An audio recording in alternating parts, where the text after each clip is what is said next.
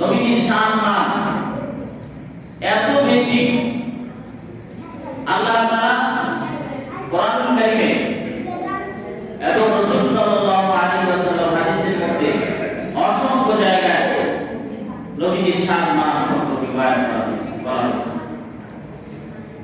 পৃথিবীর সমস্ত গাছগুলোকে যদি কলম বানানো হয়, পৃথিবীর সমস্ত নদী নালা যা কিছু আছে সবগুলোকে যদি, সব পানিগুলোকে যদি কলমের কালি বানানো হয়, তাহলে নবীজির প্রশংসার ব্যাখ্যা, নবীজির সম্মানের ব্যাখ্যা রেখে শেষ করা যাবে না। বলেন সুবহানাল্লাহ।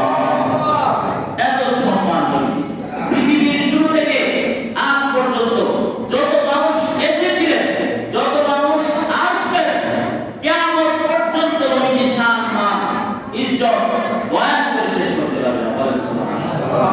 এত সম্মান। তারপরে নবীজি সাল্লাল্লাহু আলাইহি ওয়াসাল্লাম বলেন, কিয়ামতের দিবসে নবীজি বলেন, সমস্ত মানুষের সর্দার হব আমি। বলেন সুবহানাল্লাহ। নবীজি প্রত্যেকটা কথা বলার আগে কথা বলতেন, নবীজি বলেন, এটা আমার ফখর নয়, এটা আমার ফখর নয়। আল্লাহ তাআলা কিয়ামতের দিবসে সমস্ত মানুষের সর্দার আমাকে বানাবেন। বলেন সুবহানাল্লাহ।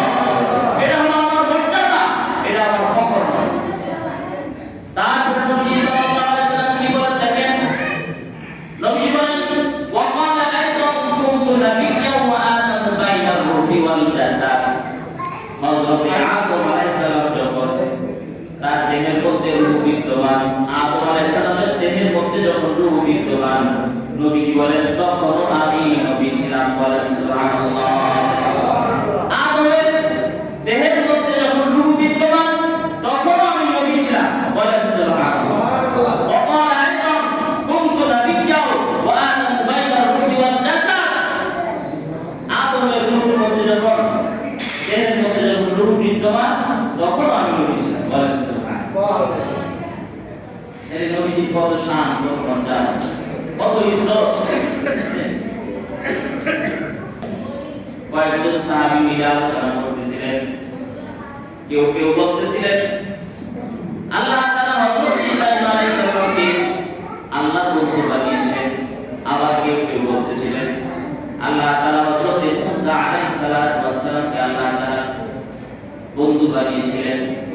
মুসা আলাইহিস সালাম আল্লাহর সাথে কথোপকথন করেছেন।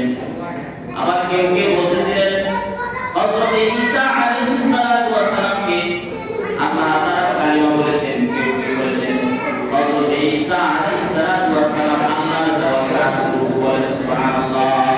আল্লাহর দেওয়া খাস রূহ।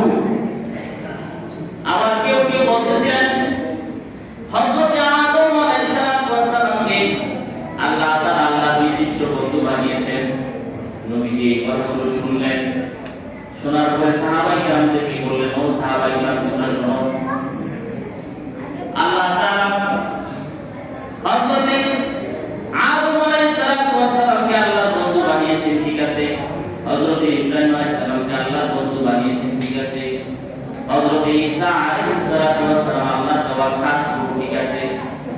সবগুলো ঠিক আছে, কিন্তু হযরত মুহাম্মদ রাসূলুল্লাহ সাল্লাল্লাহু আলাইহি ওয়াসাল্লাম বলেন, এটা আমার ফখর নয়, ফখর নয়। তোমরা শোনো, শোনো, আল্লাহ তাআলা সমস্ত নবীদেরকে বানিয়েছেন বন্ধু, আর আল্লাহ তাআলা আমাকে বলেছেন সমস্ত নবীদেরকে বানিয়েছেন, এদেরকে বানিয়েছেন খলিলুল্লাহ, আর আমি নবী হলাম হাবিবুল্লাহ। বলেন সুবহানাল্লাহ। সমস্ত নবীদের মর্যাদা আছে, ঠিক আছে, কিন্তু এটা আমার ফখর নয়, কিন্তু আমার মত নবী। তারপর বলেন, নবী বলেন, কিয়ামতের দিবসে আল্লাহ তাআলা সর্বপ্রথম সুপারিশের দায়িত্ব আমার হাতে দিবেন। বলেন সুবহানাল্লাহ। সমস্ত নবীগণ ইয়া নাফসি ইয়া নাফসি ইয়া নাফসি করতে থাকবে, কিন্তু আমি নবী ওই দিন আল্লাহর কাছ থেকে সুপারিশের দায়িত্ব পাবো। বলেন সুবহানাল্লাহ। আমি সর্বপ্রথম কিয়ামতের দিবসে সুপারিশের দায়িত্ব পাবো। এটা আমার ফখর নয়, এটা আমার ফখর। নবীজি তারপর বলেন আরেকটা কথা খেয়াল করে শুনেন। নবীজি বলেন, আমি সর্বপ্রথম দরজার মধ্যেই ভাবে প্রস্তুত করব, বলেন সুবহানাল্লাহ। আর সর্বপ্রথম জান্নাতের দরজা আমার জন্য খোলা হবে, বলেন সুবহানাল্লাহ। জান্নাতের দরজা আমার জন্য খোলা হবে সর্বপ্রথম, আর আমি আমার গরিব উম্মতদেরকে নিয়ে জান্নাতে প্রবেশ করব, বলেন সুবহানাল্লাহ। তাই কত বড় কথা, নবীজির নাম কত বেশি আল্লাহ তাআলা, দুনিয়া ও আখিরাতে কত সম্মান আল্লাহ তাআলা দিয়েছেন। নবী আরেকটা কথা বলেছেন, নবীজি বলেন আমি হলাম শেষ নবী, আমার পরে আর কোনো নবী আসবে না। নবী বলেন আমার উম্মত যতক্ষণ পর্যন্ত জান্নাতে না যাবে অন্য কোন নবীর উম্মত জান্নাতে যেতে পারবে না, বলেন সুবহানাল্লাহ। আল্লাহ তাআলা কোরআনের মধ্যে বলেন মা কানা মুহাম্মাদুন আবা আহাদিন মির রিজালিকুম ওয়ালাকিন রাসূলুল্লাহি ওয়া খাতামান নাবিয়্যিন ওয়া কানা আল্লাহু বিকুল্লি শাইইন আলিমা। জোরে বলেন আল্লাহু আকবার। আল্লাহ তাআলা বলেন মা কানা মুহাম্মাদুন আবা আহাদিন মির রিজালিকুম, আল্লাহ বলেন মুহাম্মদ সাল্লাল্লাহু আলাইহি ওয়াসাল্লাম কোন পুরুষের পিতা নয়, তিনি আল্লাহর নবী, তিনি হলেন শেষ নবী, তারপরে তো আর কোন নবী আসবে না, বলেন সুবহানাল্লাহ। আল্লাহ তাআলা সর্ব বিষয়ে বিজ্ঞ, বলেন সুবহানাল্লাহ।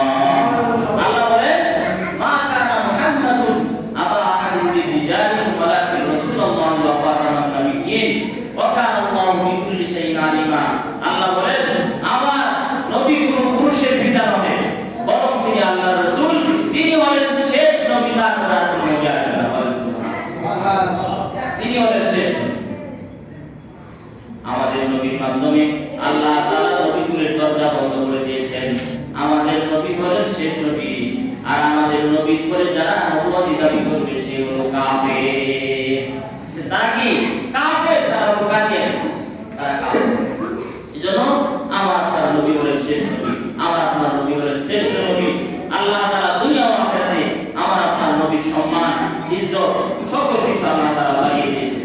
সেজন্য আমরা সকল ক্ষেত্রে নবীর সম্মান, ইজ্জত এবং নবীর আদর্শ আমরা যেন ধরে রাখতে পারি দুনিয়া ও আখিরাতে। আল্লাহ তাআলা আমাদের সকলকে তৌফিক দান করুন, সবাই মিলে আমিন।